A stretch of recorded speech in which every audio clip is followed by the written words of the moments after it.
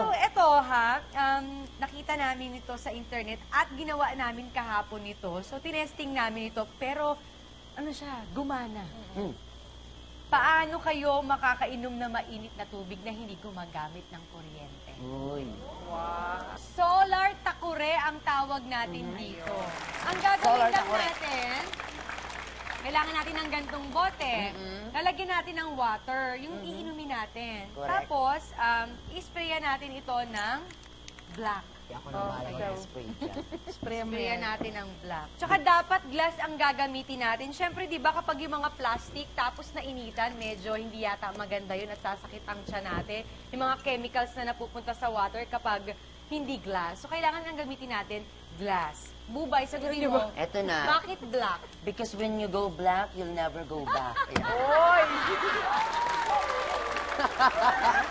Mali yun! Mali ba yun? Oo, kaya natin ito pipinturahan ng black, sprayan ng black, kasi siya yung magpuprotekta dun sa sun para hindi masyadong direct. Para hindi pasukin. Yes, siya yung mangungontra doon. Ayun. Ayan, sprayan natin to ng black. Ayun. Ayan. Ayun.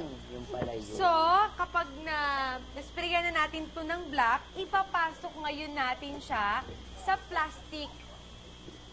Okay. Kahit anong plastic, basta Ayan, ito yung mga ano ng soft drinks. Mas tapos malaki dun sa bote. hahatiin.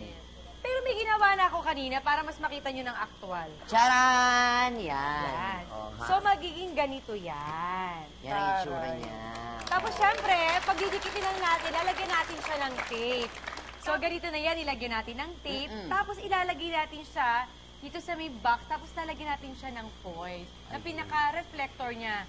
O, Bubay, sa tingin mo, bakit kailangan natin ng foil? At syempre, rays of the sun, ayan, ito yung para magko-collect ng energy nung para uminit yung ating. Tsaka dyan naiipon lahat. Parang yan yung parang nangiinganyo sa araw na pumunta dyan para Correct. mainit ito. Truth sa So, nating dyan ilalagay. Actually, eto yung kanina. O, buta mo, hanggang ngayon Mainit na mainit siya, pa rin. Ayun, in fairness. Tikman natin. Ha? No. Wait, kasi di ba na-expose sa sun yan, so safe.